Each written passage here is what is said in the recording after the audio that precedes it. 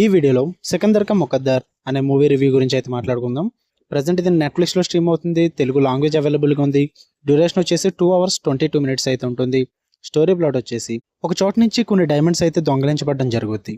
అందుకు గాను పోలీసులు అయితే ఒక ముగ్గురిని అనుమానిస్తారు. ఆ ముగ్గురు ఎవరు? అసలు ఆ డైమండ్స్ నిజంగానే వాళ్ళు దొంగతనం చేశారా? అసలు వాటిని ఎవరు దొంగలించారు? వీటి చుట్టూరు నడిచే స్టోరీయే సికందర్ కా ముకద్దర్.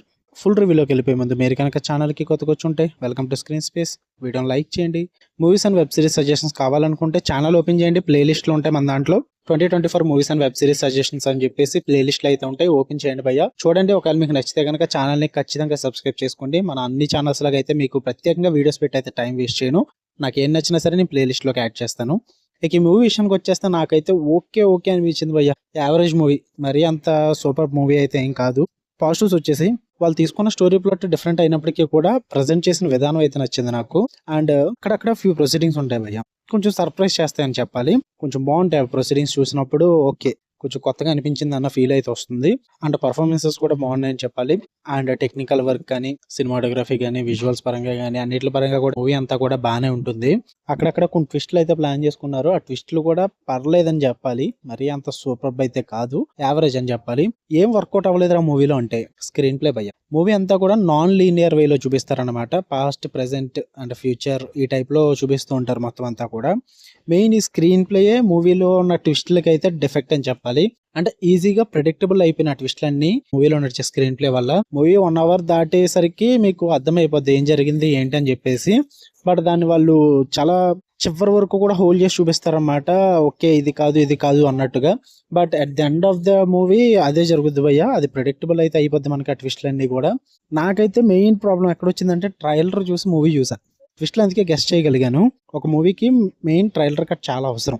ఆ ట్రైలర్ కట్ సరిగ్గా చేయకపోతే ఇంకెలాగే ఉంటుంది అనమాట. ట్రైలర్ చూసినప్పుడు ఏమైందంటే మూవీ స్టోరీ ఏంటన్నది అర్థమైపోయింది. దానివల్ల మూవీ చూస్తున్నంతసేపు కూడా చాలా ప్రెడిక్టబుల్ అయిపోయింది. ఎందుకంటే మూవీ మొత్తం కూడా క్లైమాక్స్ ట్విస్ట్ మీద ఆధారపడి ఉంటుంది భయ్య. అది ఎలా తీసుకెళ్తారనేది ఆధారపడి ఉంటుంది. బట్ అది మనకు ఒక 40 minutes ముందే అర్థమైపోద్ది. అందువల్లే కొంచెం ప్రాబ్లం అనిపించింది. అందువల్ల మూవీ యావరేజ్ అనిపించింది నాకు. చాలా మందికి ట్విస్ట్లు గెస్ట్ చేయలేకపోవచ్చేమో, చెప్పలేము. వాళ్ళకైతే నచ్చొచ్చు మూవీ ఘోరంగా. నాకైతే యావరేజ్ అనిపించింది. ఎందుకంటే చాలా చూసేసాం ఇలాంటి మూవీస్. ఈ మధ్యన వచ్చే మూవీస్ అన్ని కూడా ఇలాగే ఉంటున్నాయి భయ్య. అండ్ తమన్నా గారి క్యారెక్టర్ అయితే కామెడీ క్యారెక్టర్ అని ఉంటుంది. తమన్నా గారు అయితే వేస్టెడ్ భయ్య ఆ క్యారెక్టర్కి. ఇంకెవరిని పెట్టుకున్నా పర్లేదు అనిపించింది. రైటింగ్ చాలా వీక్గా ఉంది. చెప్తున్నా, సీన్ టు సీన్ రైటింగ్స్ అయితే చాలా వీక్గా ఉన్నాయి. అక్కడక్కడ ఫ్యూ సీన్స్ అయితే వర్కౌట్ అయినాయి, కానీ ట్విస్ట్లో కానీ కొన్ని సీన్స్ ఉంటాయి అనమాట.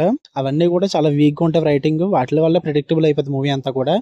క్లైమాక్స్ అయితే ప్రెడిక్టబుల్ అయిపోయింది కాబట్టి పెద్ద ఇంప్రెస్ అయితే లేదు. కానీ నాకు వాళ్ళు ఇంకా దరిద్రంగా ఓపెన్ ఎండింగ్ ఇచ్చారనమాట. అది అస్సలు నచ్చలేదు నాకు. అనవసరం ఓపెన్ ఎండింగ్ అన్నది. ఏదో ఒకటి తేల్చేసి ఉంటే బాగున్నాను.